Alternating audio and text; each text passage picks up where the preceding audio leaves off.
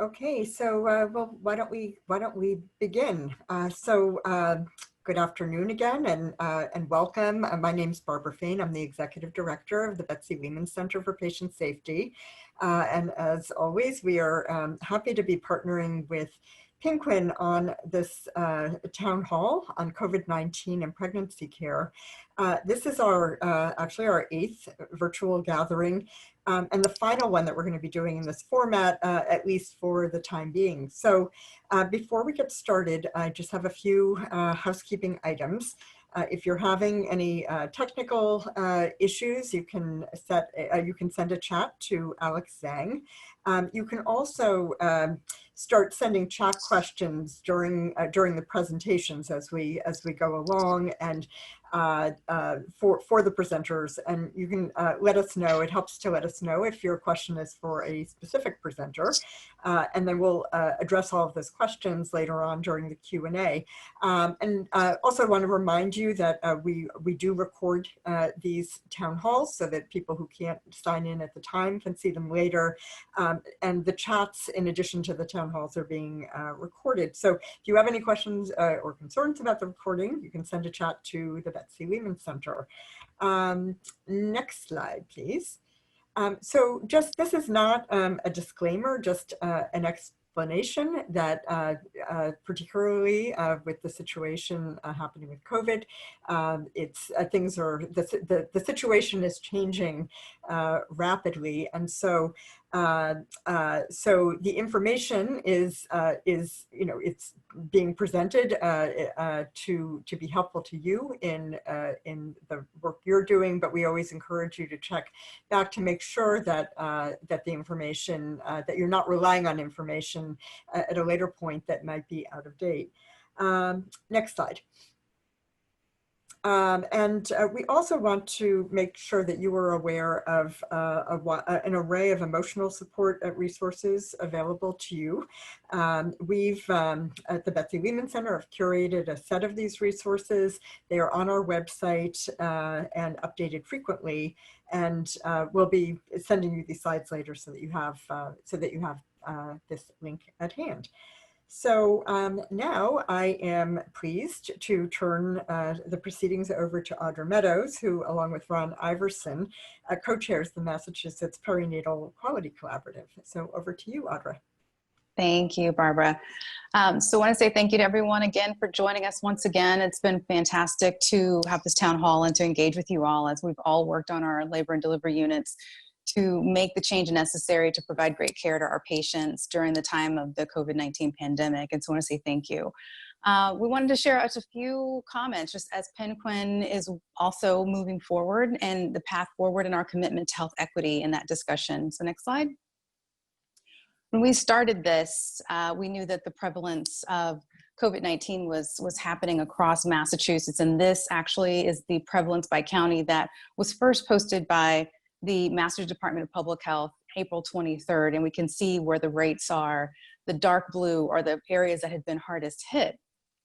And as time moved forward, we saw those numbers change a bit, and the numbers looked like they started to concentrate in the areas where you have people who are in higher areas of density, and also where areas are also populated more often with people of color, knowing that that has been a population that's had higher prevalence and higher severity of disease. The red pins on this particular slide are the hospitals across Massachusetts for the birthing facilities. Next slide. This now shows us as that number has moved forward. You can't see the navy blue as well as you did in the other slide, but if you zoom close into where you can see where Boston is in Suffolk County, those are some of the areas that had been hardest hit and stays on that eastern seaboard. And this is as of yesterday, Monday, June 8th. Next slide. With that said, we are thankful to our Massachusetts perinatal team, a group of nursing directors, managers, and educators across Massachusetts who have collected data and continue to meet with each other on Fridays from 9 to 10 a.m., typically the third Friday of the month. And what they've been able to show are the number of COVID positive deliveries that have happened on those labor units. And as you can see, similar to that map where the numbers have concentrated over into Suffolk County, also here, it's shown that the hospitals that have had patients or had deliveries where patients were positive with COVID or SARS-CoV-2 or had the disease of COVID-19, was most often in the Boston area: BI, BMC, Tufts, Brigham, Mass General. Next slide. We also talked a lot about the issue related to equity, and I'll say a little bit more about that in just a moment, but wanted to pause again to show the information that the Master's Department of Health has been providing us. This is the dashboard for Thursday, April 23rd. And then we'll fast forward 6 weeks forward to where we are now, where here, what you'll see that's, sorry for forgetting the word, but I want to say wonderful. It's hard to use the word wonderful. And when you're talking about COVID-19, what I'm getting at is that what's nice is to see that the light blue, that is the unknown and missing race ethnicity that we saw back in April as the cases by race ethnicity, cases reported as hospitalized by race ethnicity, and the deaths reported. There was about 50%, hospitalized 40%, but 50% of the cases and deaths that were not identified by race ethnicity. And we said, we really should and must do better. And they were doing better within the state system. And next slide, you'll see as of June 8th, those numbers that data has been captured. And so for the total deaths by race ethnicity, we've had identification so that we know what groups have been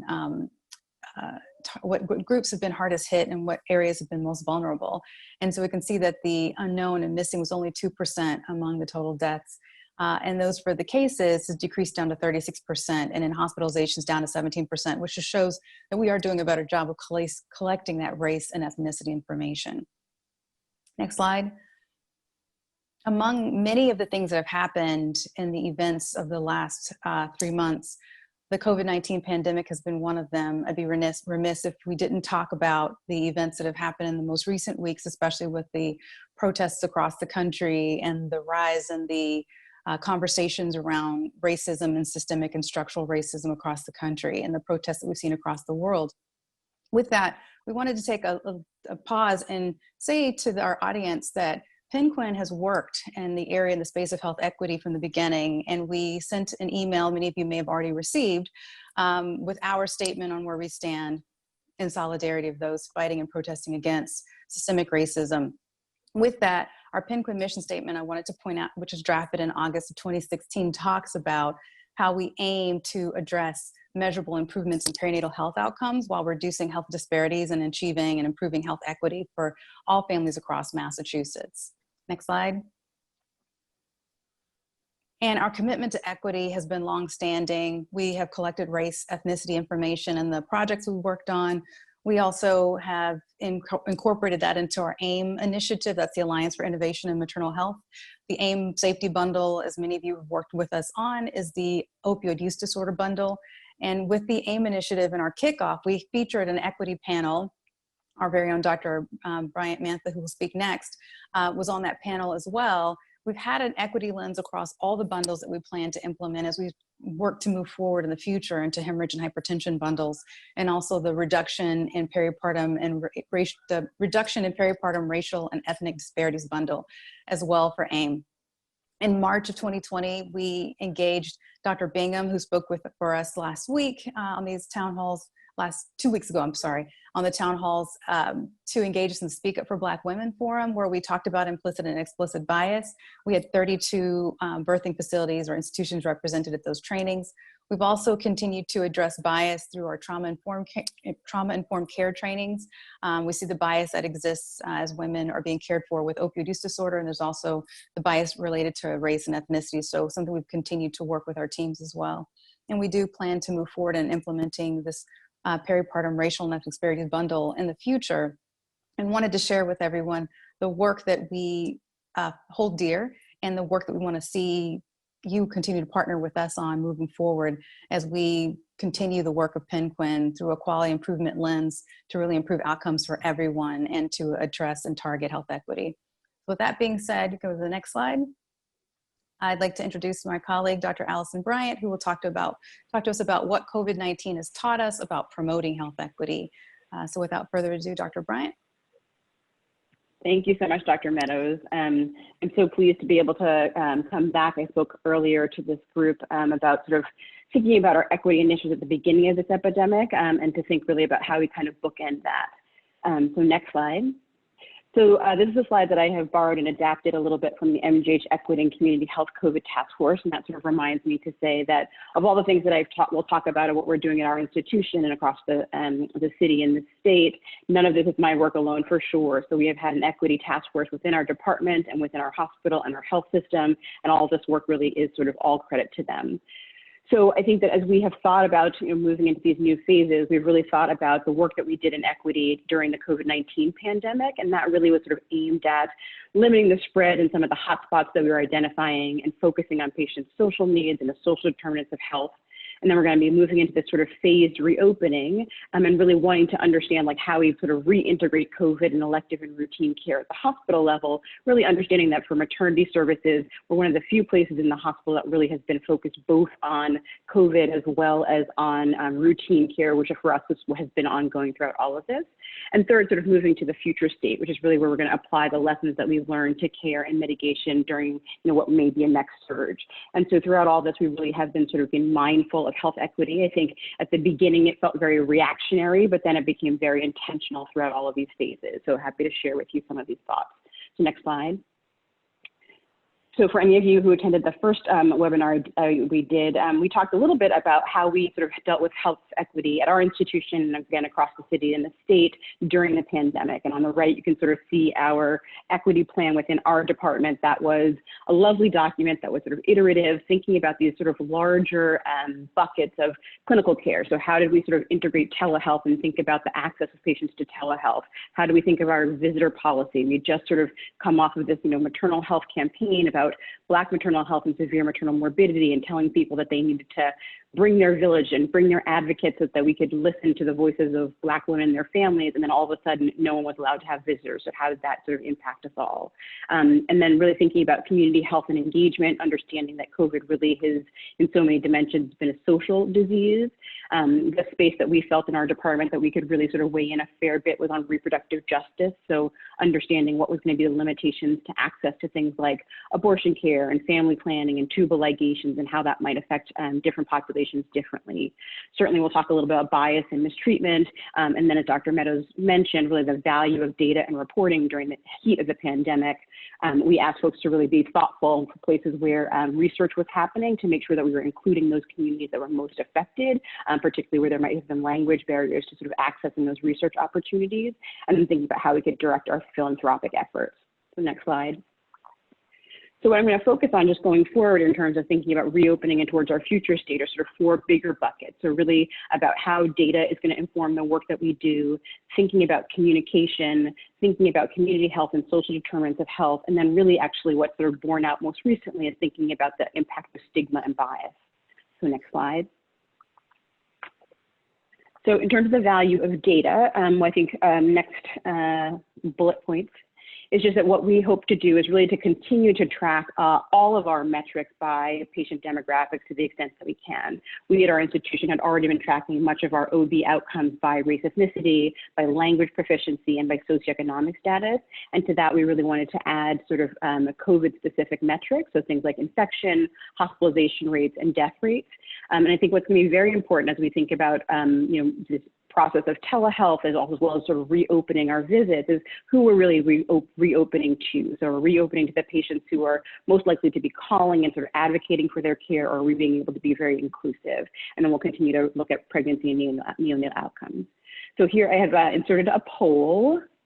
So for all of you who have the ability to participate through your Zoom, the question is, how many of you at your institutions are tracking, sorry for the typo, your COVID outcomes by patient demographics, for example, race, ethnicity? So the responses are yes, no, and I don't know. Okay. So seeing some toggling around. Lots of you are voting. So it looks like kind of an even split between yes and I don't know, and a smaller group who are not tracking any of them. So what I would encourage, especially for those of you who don't know, is to think about going back to your institutions and figuring out whether or not you are in fact collecting these data, because I do think they're helpful and informative in terms of next steps and efforts, recognizing that, some places have a bigger data machinery than others do, but even for places that don't have a lot of data resources, even thinking about sort of, one bellwether outcome that you might be able to pick, and maybe thinking about one predictor, something like insurance that you might be able to stratify your data by might give you a start. Okay. So the next bullet for me is just this business about thinking about a population health approach, and we certainly will take that with us sort of going forward. I think one of our concerns clearly that came up in the midst of the pandemic is that as provider schedules shifted around, as we sort of shifted continually the care models that patients were going through, whether they were coming in at 12 weeks or 14 weeks or 16 weeks, and there's lots of shifts that were happening. And then also thinking about patients who had COVID disease and then were returning back to sort of regular routine care. There are all kinds of places where patients might have fallen through the cracks. And so wanting to be really intentional about making sure we weren't missing those folks. For those of you who are clinicians, you get your roster of a schedule of patients who are scheduled for you, and maybe you see that someone is a no-show who was scheduled, but you don't always have in the front of mind the patient who was never on the list to begin with. And so what we created a couple of times throughout the pandemic is a list of cohorts of patients that we expected belonged, quote unquote, to each of the providers so that they could run that list and make sure that patients were appropriately scheduled. So certainly things that we will continue to use going forward, even outside of COVID, to make sure we're not missing patients. Next slide.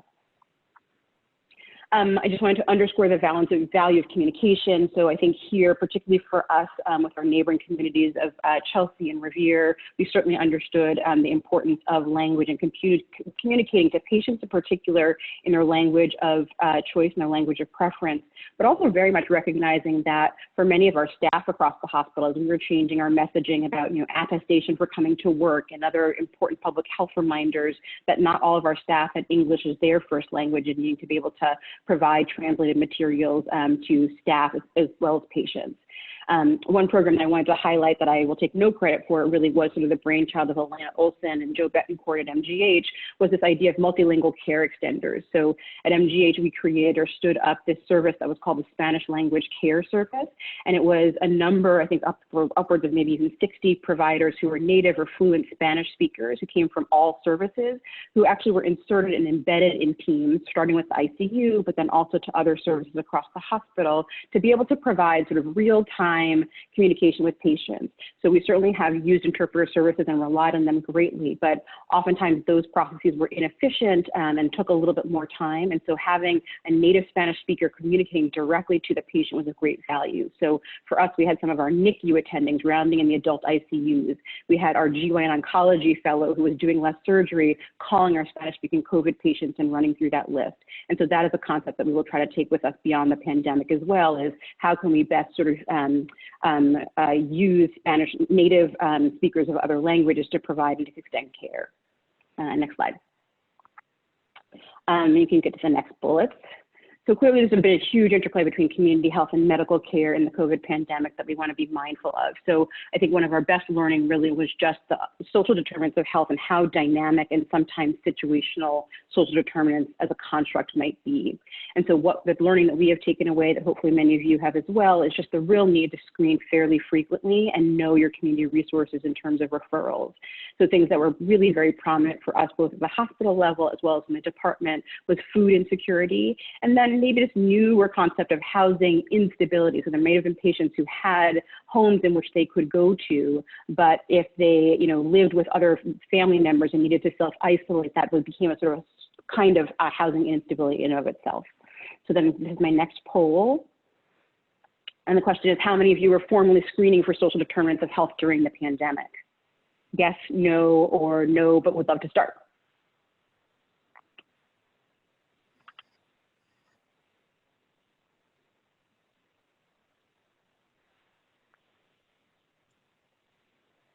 Great. So I'm seeing about half of folks are actually formally screening, and then a great portion of you would be interested in screening your patients. So I would advocate for that, happy to provide some resources about the tools that we use. There's a number of tools that are out there, but again, for us, housing insecurity and food insecurity were the most common social determinants of health that we ran up against. And so those are things that actually can even be asked informally as you sort of make contact with patients. Next bullet. I just also wanted to talk about the healthcare team expansion. So we certainly know that we were spacing out our visits a fair bit, and that was sort of perhaps less ideal for some of our more vulnerable type patients. But for many of our providers, they were doing many, many things. So, seeing patients in person, doing telehealth visits, working on labor and delivery. And so we called on sort of other resources. So our medical students, we work in an academic medical center, so we had medical students on our service who were not able to come into the hospital. So we had a volunteer corps of 5 or 6 medical students who were able to sort of make telephone calls to our most vulnerable patients to sort of check in between that 12 and 20-week visit, or 20 to 28 weeks. And so I think that we are going to be thoughtful about that going forward, to the extent that we're continuing to space visits. And then Elsie Taveras, who is a general pediatric researcher, was able to secure some funding for us through the Boston Foundation, really focusing on mother and child dyads and thinking about the role of community health. And so we have some ability to sort of extend to sort of using community health navigators, which I think will be quite valuable. Next slide. So lastly, I just wanted to talk a little bit about the threat of stigma. So I think that, I started talking about the value of data, which I think was very important to understand in aggregate which of those communities that are being most affected by COVID, so that we could direct resources. But I think that we all need to be mindful of what the potential danger is in the interpretation of those data. And so I think that what we were noticing, and I think many of you may have noticed this as well, is that we would have patients that would come in from our most affected communities, and now that we're doing universal screening, if they had a negative test, people were sort of not believing the test, or not being so surprised that that patient was negative because of where they came from. And the converse was true of patients who came from sort of low prevalence areas who had a positive screen, and conversations about like not really, believing or understanding how that patient could be positive. And so I think that it was a reminder to us all to sort of check our biases and how they may manifest in the care that we provide. And then I would have you guys all consider the ways that you might sort of document those microaggressions and biases that happen on your units, or even in your communities. And certainly in this day and age, in the past few weeks, certainly thinking more about how we can teach up standards to sort of speak up when we hear those conversations happening, because I think we all agree that it's not in anyone's best interest, not in the interest of the communities that we serve, or our work community. Next slide. I think I just have 2 more slides. So one thing I think that we still are very much working on is sort of what is really patient-centered maternity care. We, I think, in this sort of fire that has been COVID, have created plans that felt like they were safe plans of care for patients and for providers, but that really ultimately were very health center focused and not less patient centered. And so, as we think about reopening, does every patient need to wait between 12 to 20 weeks to have their next appointment? Are there some patients who would benefit or would prefer to come in for an in-person visit? And how does that sort of stratify around issues of equity? So we will do that work going forward, is really maybe understanding what our patients want and what they need and what we can provide them safely. And last, just maybe a plea for all of us to continue to amplify this work. This is just an example from the Society for Maternal Fetal Medicine. We just recently created this infographic about equitable care in COVID-19. So all of you guys are doing amazing work in your institutions, and I'm happy to hear all about that work. But thinking about, I'm so grateful for this platform to be able to amplify that. We should all consider amplifying this above and beyond. So we are going to hold questions until the end. So I am going to turn the presentation over to Liz Lydstone, who's going to present on reactivation and reimagination, preparing nursing leadership for post-COVID decisions. Liz. Good afternoon, everyone, and thank you so much for having me. It's been an extreme honor to be able to speak this afternoon.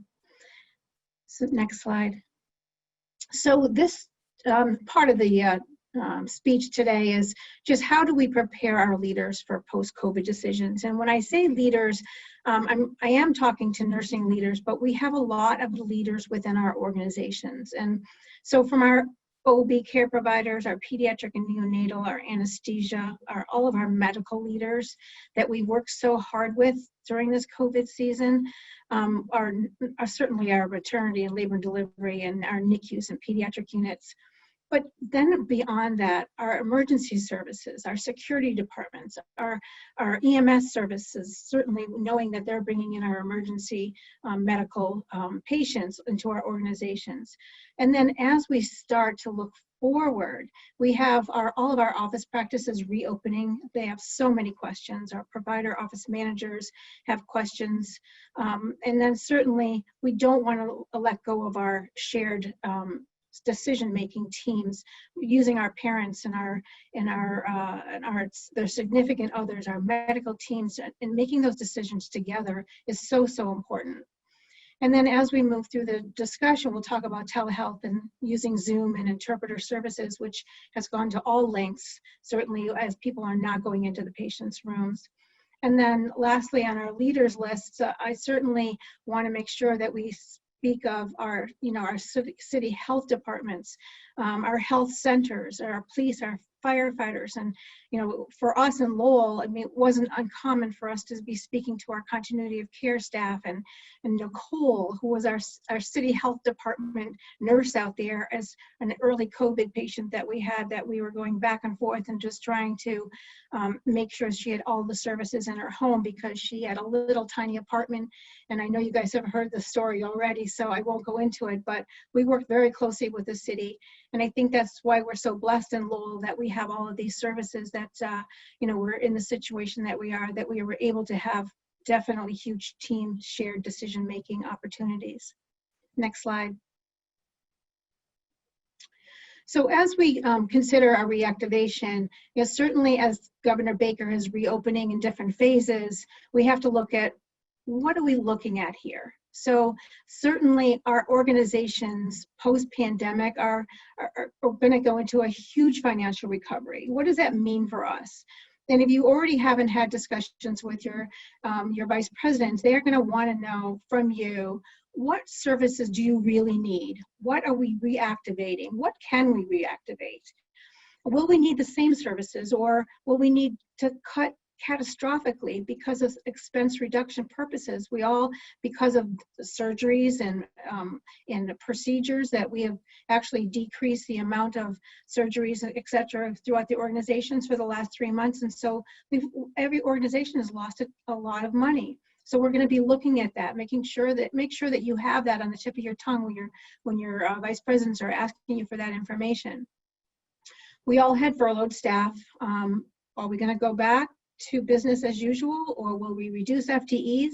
I think as we begin to look at what services are reopening, that we need to take a long, hard look at what we actually need and make sure that we're putting it all into perspective.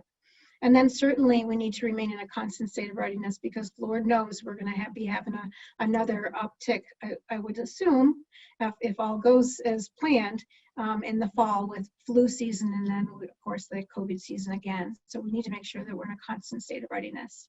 Next slide. So what other pieces to the puzzle do we have? I think most of us have worked back in the day in our team nursing.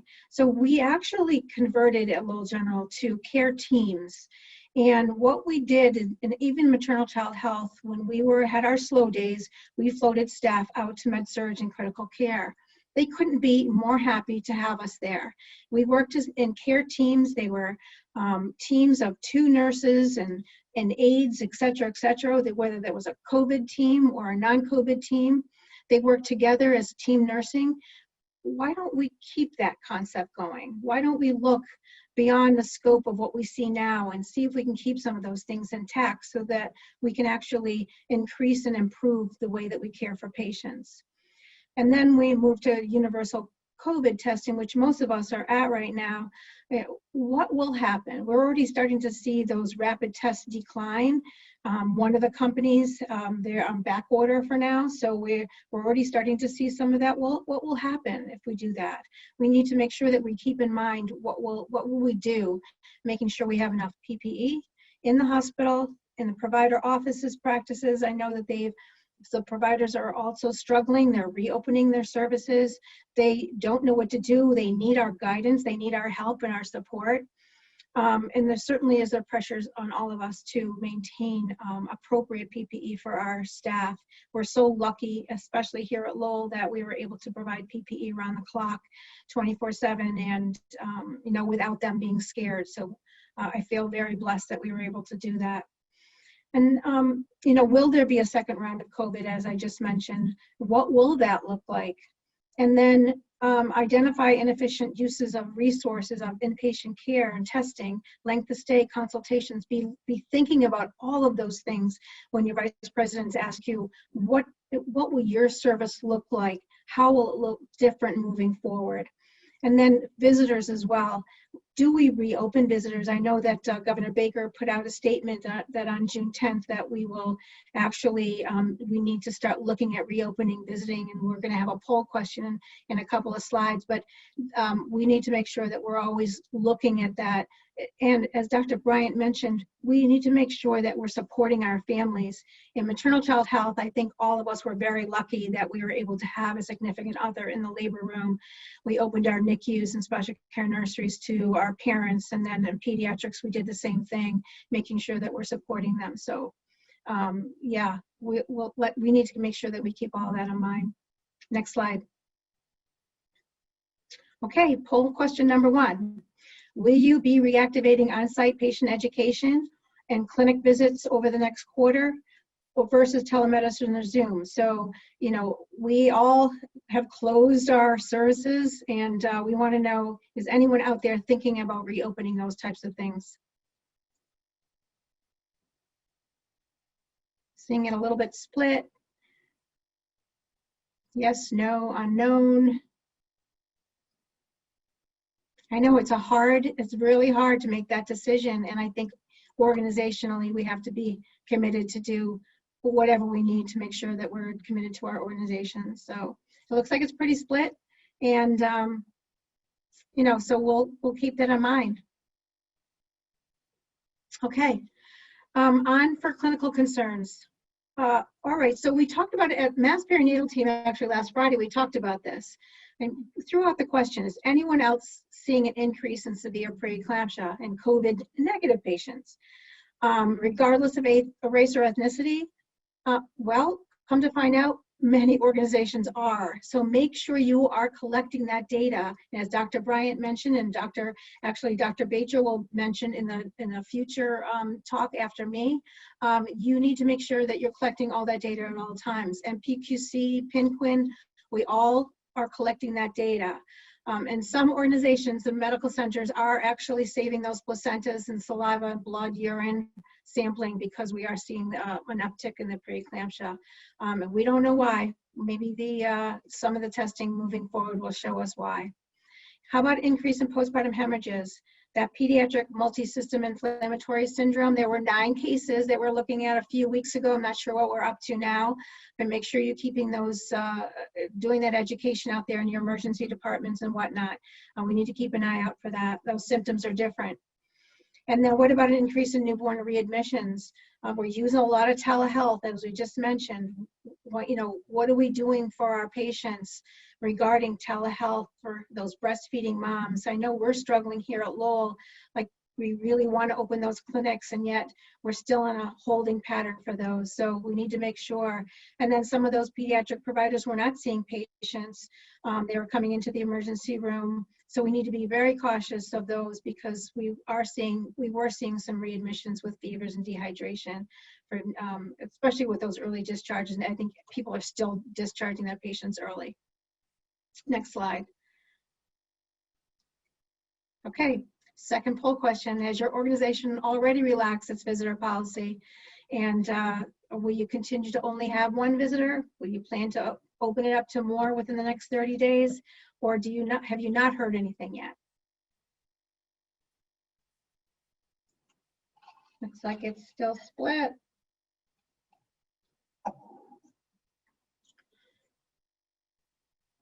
Okay. Well, for those of you who don't know, make sure you're talking about that in your organization globally, because we are already talking about it in the adult population where they were receiving no visitors unless it was end of life. So we're going to be starting to do that very soon. So, all right, here we are, leaders.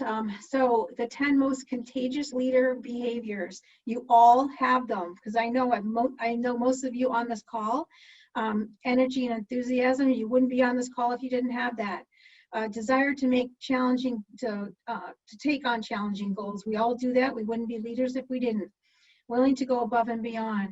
and on and on and on. Make an effort to improve based on feedback, being a role model. You guys are amazing. I'm so proud of working in Massachusetts for the last 11 years and being part of the Mass Perinatal team and MPQC and PNQIN and NICHQ, and it's just on and on and on. And I'm just so proud of all the work that everybody's been doing. So thank you for that. It's contagious. Next slide. All right, I think this might be my last slide. The reimagination. So the unbelievable collegial connections internally and externally. Again, in Lowell, we connect with everyone. We're so lucky, even in Middlesex County, to have, all of our collegial contacts out there. Make sure that you're always using data to drive your clinical decisions. I think that we all do, especially in Mass Perinatal team. We do this on and on. It's every week meetings. I am proud of my clinical team here who literally had my back while I was trying to be the logistics chief for the organization during the pandemic. So I'm very proud of my team here.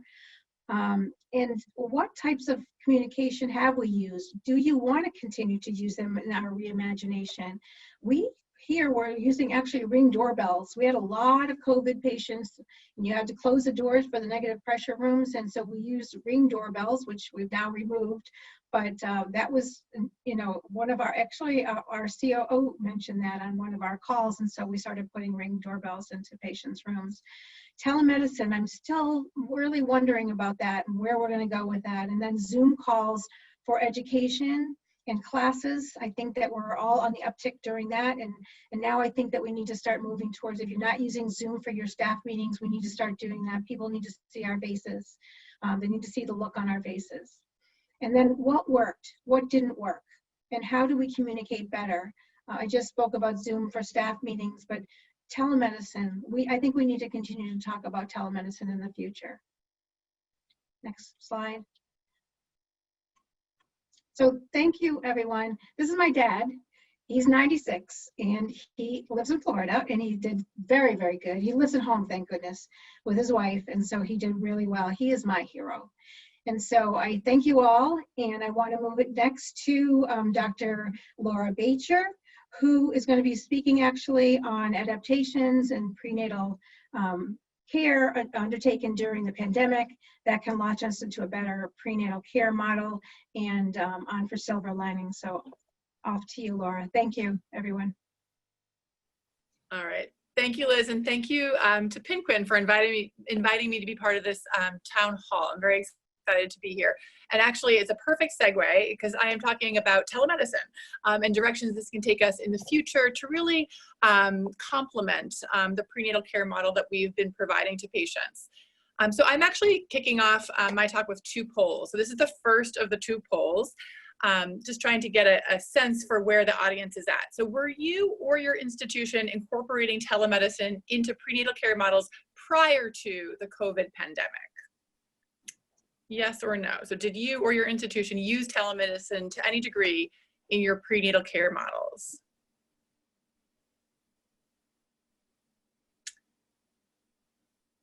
And hopefully that was a quick one to answer. So we'll move to the next question, which is how do you feel about incorporating telemedicine to replace some in-person visits during prenatal care? Do you feel like this isn't safe, needs a bit more study, or 2, that it's ready for prime time?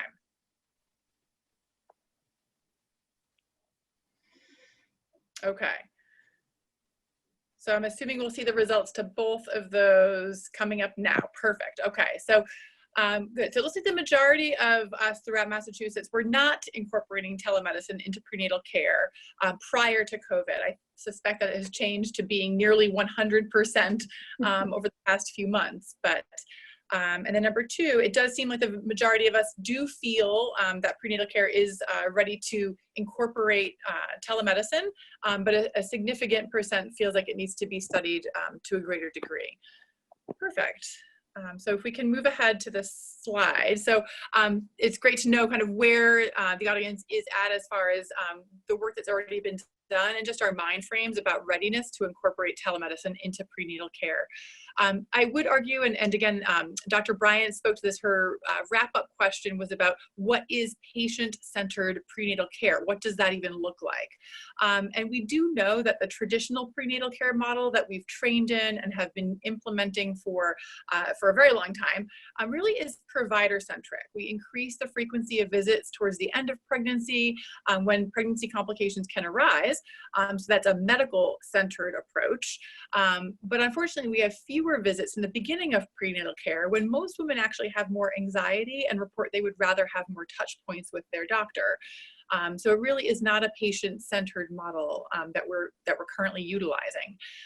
We also know the United States has a very high, the fifth highest, or the highest rate of medical expenditure on prenatal care, but one of the most dismal rates of maternal mortality, as well as neonatal outcomes. And this is, of course, related to a strong degree to disparities, which I know Dr. Bryant also spoke to. But the model also is not only patient-centered, but really isn't working.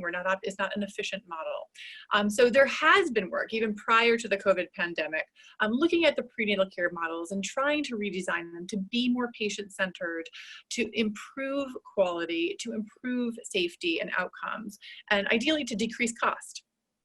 Next slide. Next slide. There is data. I haven't shown a slide about data of safety, but there is data that prenatal care rendered with a telemedicine approach is a safe model. And it's also very much what patients want. So there was a study just came out in May of 2020 in the Green Journal, done at University of Michigan. It was a survey study of pregnant women, and 94% of pregnant women preferred individualized prenatal care models and not necessarily following the rubric that we tell women they should follow. 0% of that 94% wanted more prenatal visits. So women do want tailored prenatal care, and they want less in-person visits.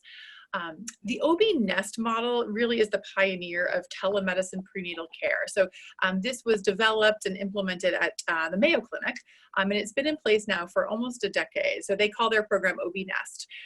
It basically involves having women come in for in-person visits only when it's paired with an ultrasound, a blood test, something that would require an in-person visit. The rest of prenatal care was rendered via telemedicine with a nurse navigator. And that nurse navigator kind of runs through the entirety of a woman's prenatal care. They get sent home, or they get trained on how to use a fetal daptone, how to take their own blood pressure, how to measure a fundal height, and they provide all of these data points at their regular telemedicine visits. Women who participated in the OB Nest program, they did study this, of course, first with a pilot program and then with a randomized controlled trial. Women who participated in the OB Nest at Mayo were much more satisfied, statistically significantly more satisfied with their prenatal care experience. They reported less stress during their pregnancy. They also reported that they felt there was better care coordination. This is compared to women who did not participate in the Nest program. And there were no difference in the Nest program versus those who had not participated in maternal or neonatal outcomes. And that's consistent with other data as well. So the telemedicine visits are safe, and they are certainly superior when it comes to patient satisfaction. Next slide. So this is OB Empower, and we called it OB Empower at Tufts. We designed this at Tufts, and we were working on this at the beginning of 2020, pre-pandemic, with trying to build a telemedicine program, really for all of the reasons that we saw from the OB Nest model, to improve patient satisfaction, decrease cost, and also to be more thoughtful in how we're providing prenatal care. So what this model involves, if you look at the blue boxes, those are telemedicine visits that were traditionally in-person visits. And the peach boxes are still the in-person visits. They're all paired with when an ultrasound or blood work would be done. The green ribbon that you can see, the upper bar is the prenatal care, the bottom graph is for postpartum, but you can see there's a green bar that runs through the entire program, and that is our nurse navigator. That is that touch point to make sure that no one's falling through the cracks, like both Liz and Dr. Bryant were talking about, such an important key to anything where we're reducing touch points. And also allows patients to call with questions, concerns, just to have a regular go-to person, kind of that team-based approach also that Liz was talking about. So that nurse navigator component was what we envisioned as part of our OB Empower program. Then the pandemic hit. Next slide. And I'm sure, like many institutions that are on this call, we really just accelerated the implementation of this program. We knew we had patients who were refusing to come to the hospital, who were worried about coming to the hospital. We were trying to decrease foot traffic, just like I'm sure many hospitals throughout Massachusetts were. And so we basically accelerated the implementation of the OB Empower program. We did purchase both fetal doptones as well as blood pressure cuffs. I personally saw that Walgreens in Cambridge, where I live, was having a sale on blood pressure cuffs, and they went there and cleared them out of their blood pressure cuffs, and we use those to give to patients who are participating in a reduced prenatal care model, or we mailed them to their homes if it was something that we were discussing with them over the phone. We also had telemedicine or phone calls with them to teach them how to use them, which again isn't how we envisioned the OB Empower program, but something that we did to implement this quickly. We also had to finalize protocols. So we stratified women into low risk and then high risk tracks. And we had different levels of surveillance, different levels of frequencies of check-ins, depending on whether they were a low risk or high risk pregnancy. It also took into account the patient's preference. So if a low risk patient wanted more frequent follow-up, whether it was in person or telemedicine, or wanted to just opt out of this and follow through with regular prenatal care, we did allow that.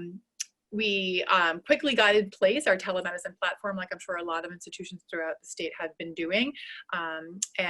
We conducted a lot of our prenatal visits as well as problem visits via telemedicine. What we lacked was the formal nurse navigator. However, we did have a wonderful nurse practitioner who is on this phone call, Barbara Ludman, who was such an asset for this program, who basically took ownership of our OB panels and really functioned in that role. So making sure that regardless of who the patient's on paper provider is, we had a cohort of our patients that we made sure were following up in one way or another, and got the training, the resources, and the support that they needed. So while not necessarily being officially our nurse navigator for OB Empower, she functionally served in that role. Next slide. So what were our results? So we did have, this is estimates, because we are still doing this. We are starting to loosen our restrictions, just like Liz was talking about, but we are still very much working in this model. So far, we have about 80 patients who have participated to varying degrees. Again, some coming in mostly for in-person visits and doing only a few telemedicine, some virtually not having been seen, refusing to come in against our advice, to be honest, because sometimes we want them to come in for NSDs or GVS, and patients would refuse. But about 80 patients total have participated to some degree. Just a ballpark estimate of race, ethnicity, and socioeconomic status has indicated that we've got a diverse population. A significant limit is that we really have only been able to offer telemedicine visits to English-speaking patients. That is something that our platform has been really, we use Amwell, which is, that's their app icon right down there. They've been very receptive to trying to improve the interface with non-English speaking patients, but that has been a significant limiting factor for us because of that platform. We also do have a diversity of risk factors, from very low risk, healthy, multiparous patients up to some patients who actually were quite high risk, who did participate to some degree in telemedicine. A quick gestalt of our outcomes is that, consistent with prior data, we have fairly similar maternal and neonatal outcomes compared to women who historically had been receiving prenatal care. I know Liz has spoken about an increase in preeclampsia, even for people who have been tested COVID negative. We're still working through that data, but certainly the telemedicine participation has not been seen to negatively affect care. And patient satisfaction has increased. We've gotten wonderful feedback. Actually, I just got earlier this week our Press Ganey scores from April. They're the highest we've ever had. I'm sure there's a multitude of reasons why, including some, I think, goodwill towards healthcare providers in these days. But there were quite a few comments about really appreciating the telemedicine and that flexibility. So we are seeing kind of proof of principle in that patients are very much appreciative of these new models. Next slide. And then lastly, what are our lessons learned and future directions? So, just like with everything, this is we're a constant kind of PDSA cycle. We did notice there was various variable adherence to protocols. Again, some patients really not coming in despite our recommendation to do so. I'm sure you've all had experiences like this as well. We also did have some issues. Our model, similar to the OB-NEST model, relies upon patients bringing their equipment back in when they deliver. That has not happened to the degree that we were hoping. So we're still working on making sure we're getting our equipment back so we can keep this this model propagating without continuing to buy new pieces of equipment. We also are looking in the future to hiring a nurse navigator, a formal nurse navigator to really get the OB Empower program functioning the way it was envisioned to, and to really support our patients more so. Again, needing to expand to other languages, the last thing that we want is to further create disparities in maternal health care.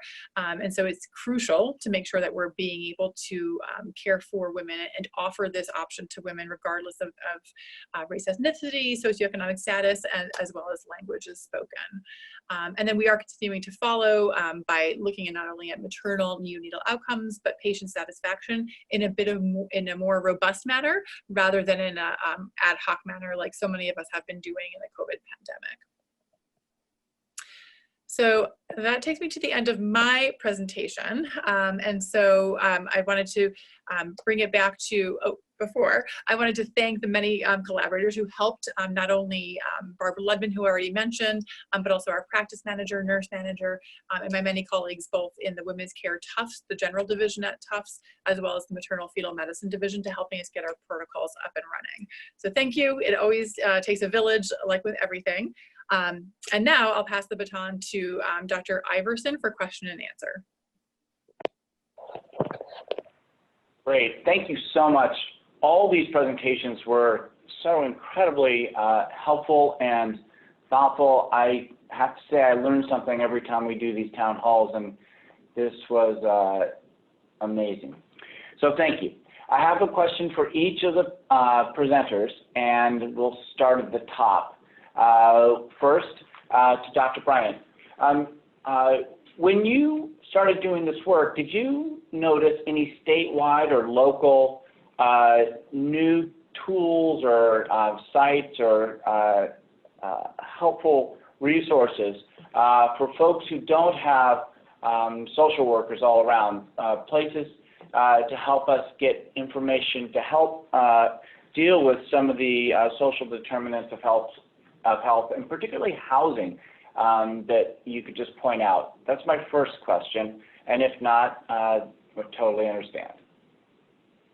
Yeah, I think that our closest collaborators were really in the city of Chelsea. So I think that as Chelsea became so clearly a hotspot in the country, in the state, much of our focus was then both on our Chelsea Healthcare Center as well as places like the Chelsea Collaborative and the town governance in Chelsea. And so there was a lot of collaboration. A lot of that had already existed, I think, between the MGH and Chelsea. And so we relied on some of the already existing structures that were there. I think that the healthcare system in collaboration with the city governments sort of put up a number of sort of housing structures or sort of used existing hotels in Revere, especially for sort of post-COVID convalescence. But I don't know if I can point to other sites of resources that I am super aware of, but there's just a lot of collaboration, I think, between like the city governance and the healthcare system. Great. I think that's a great answer, because it does point to something that people can use throughout the state as they want to approach resources in each town. My other question was how you do document microaggressions, both, I assume, within your staff and faculty, and then also towards patients, or what patients are are noticing as well. I'm wondering how that's recorded and then how it's followed up. Yeah, so it's a great question. It's a little bit of a pilot that we had started probably 6 months to 8 months ago. So out of some work that we had done within our departments, we're thinking about race and racism. One of the clear mandates that we had gotten from our patients, or really from our staff, was how do we tell you when these things are happening. And so we did create an anonymous way that people, is like a QR code that people are familiar with, that can go on your sticker badge. It goes, there's lots of places around our department where you just point your phone at it and it brings you to a red cap database where we just are simply asking, let us know the thing that you witnessed, that you saw. And the idea behind that is it is not, it is totally anonymized. It is, you don't have to write anything about yourself in it, but it's really just meant to be sort of an understanding of the landscape of the microaggressions that people see.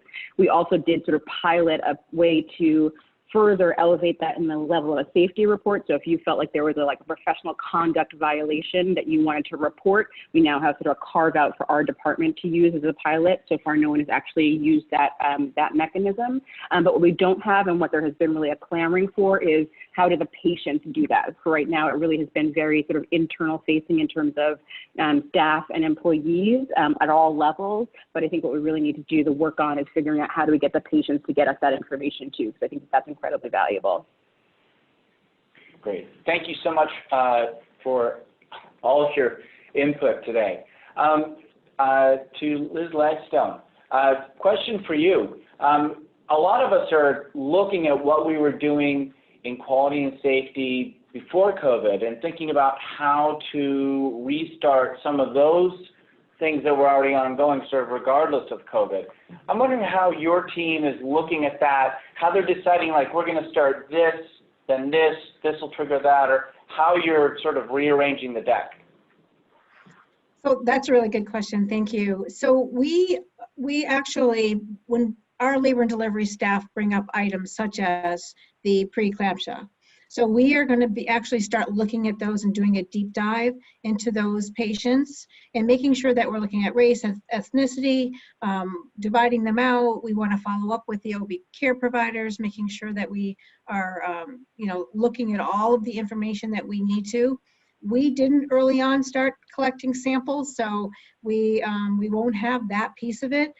But I really encourage, if we can, during MPQC and PNQIN, to make sure that we are collecting that data and making sure that we're looking at that moving forward. I think it can become part of our AIM projects as we move into phase 2 of AIM.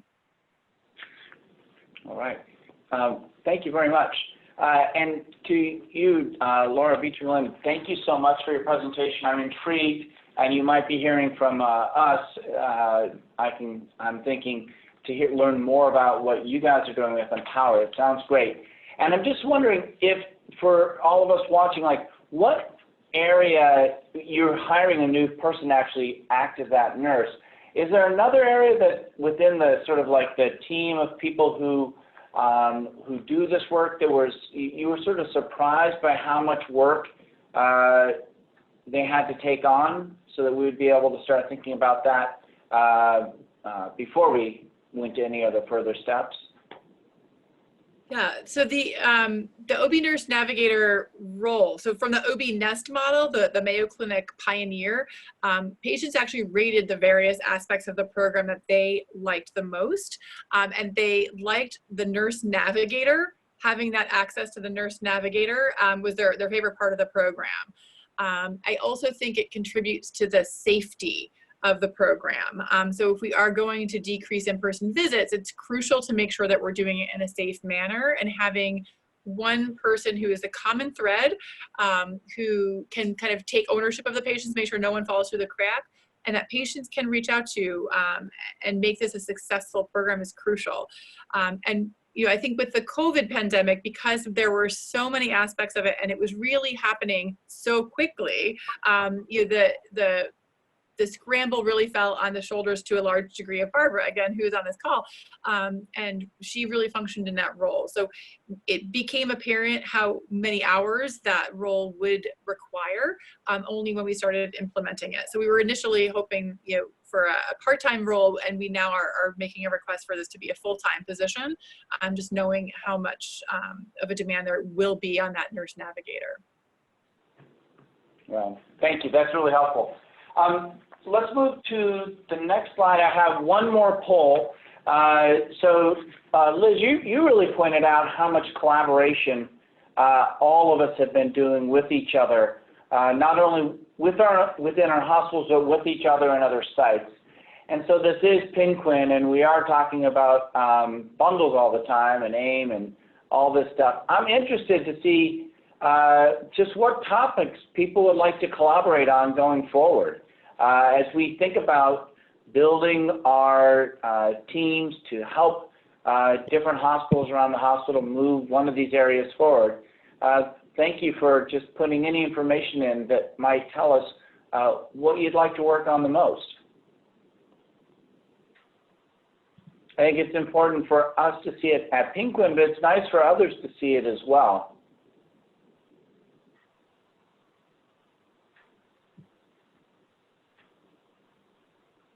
Okay. So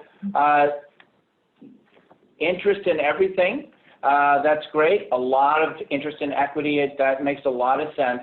We're going to be actually working with leaders in the hospitals around understanding your actual morbidity data and how it relates to race and ethnicity to really help you sort of kick off the way to start thinking about this and maybe give a little bit of wind in the sails to get some of these projects going. So I'm gonna take leave. I'll turn this back over to Audra, and thank you again so much to everybody calling in and for presenting today. Bye.